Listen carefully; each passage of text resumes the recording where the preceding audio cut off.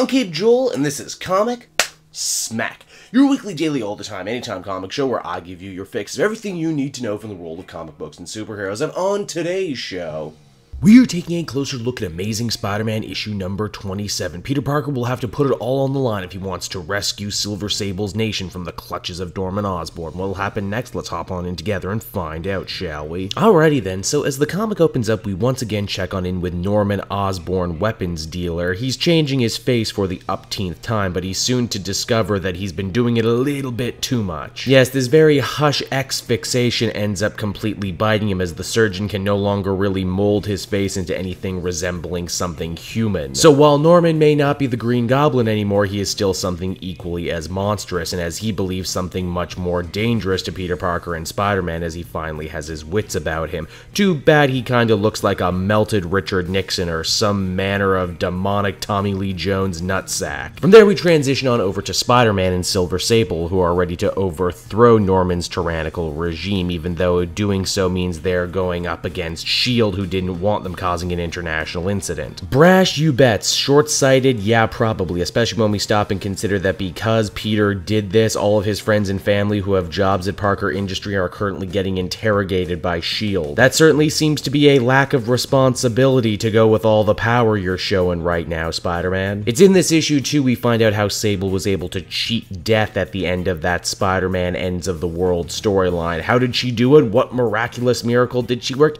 She just cloaked herself and remained under the radar this whole time. And the award for most underwhelming explanation goes to that. Now, Spider-Man and Sable know taking on an entire nation built up to make arms for supervillains isn't going to be easy. Not like catching a purse snatcher or pulling off an assassination. This is going to be a full-on ground war. Luckily, they have allies in the form of, get this, Wild Pack. Yeah, the Wild Pack is back, everyone. Aren't you super excited? Oh, and also, Mockingbird has now defected from S.H.I.E.L.D. to join Spider-Man in his crusade. Okay, Bobby, seems you sorta jumped the gun on this one, but I guess this means you won't be in S.H.I.E.L.D. for when the whole Secret Empire stuff goes down, so you'll ultimately be spared, so I guess this is a good thing. Spider-Man and his new amazing friends assail the Capitol, and it's here where if the comic ever got close to being good, this would be it. You see, Spider-Man tries to call Norman out to have a big dust-up fight with him like they always do, only Norman's not doing it. He says every time he fights Spider-Man one-on-one he loses, so he's just gonna play the general chess master this time around and send a whole army of goblins after him armed with his weaponry. Overall, it's a pretty solid plan, and we'd get to see how Spider-Man works as a leader in the field, only we don't really get that. Instead, we find out what Norman's quote-unquote real goal always was. You see, after his last run-in with Spider-Man at the end of Superior Spider-Man, he was cured of his goblin madness, but he also built up a resistance to the goblin formula,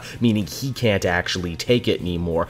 But he's decided to weaponize the formula, put it into a giant warhead, and now he's going to attack the world, I guess, and turn them all into goblins, because if he can't be one, the only right course of action is to make everyone into one. So if you couldn't already tell, Amazing Spider-Man number 27 was kind of all over the damn place. I don't really understand anybody's motivation going into this big fight. I really think all the stuff with Silver Sable was kind of underwhelming, and maybe that Dan Slott really overestimated how much people cared about her. When this arc first started, I was genuinely kind of excited about the prospect of seeing Spider-Man go one-on-one with the Green Goblin again, as it had been so very long, but now we're getting it, and it's not really that. It's more like Spider-Man versus a very uninteresting Bond villain, right down to having a giant missile. Oh, there's a lot of huge-scale epic action to go around in this issue, but I feel so little connection to any of it. It really hurts. Overall, I would give this one a 5 out of 10. It's pretty forgettable. So, there you have it, everybody. One of the 2 Spider-Man books that came out this week on the docket. I hope you enjoyed it, and while I have your attention, why not check out some of the other cool videos I have available from the channel this week, including Lazarus Contract and Secret Warriors. Want to stay up to date on the newest Cape Joel videos? Well, if you do, there's no better way to do it than to follow me on Twitter at Cape Joel, or check out some of my other social media feeds down in the description. Want to get exclusive access to podcasts and videos before anybody else? Well, you might consider becoming a patron. For as little as $1 a month, you'll get to support me and the channel and get something nice for yourself. Or if monthly's not your thing, I also have a cyber tip jar down at the bottom. A little bit goes a very long way, and I would be most appreciative. So until next time, everyone, this has been Cape Joel. Thank you so much for watching the video, and I will see you later. Bye-bye.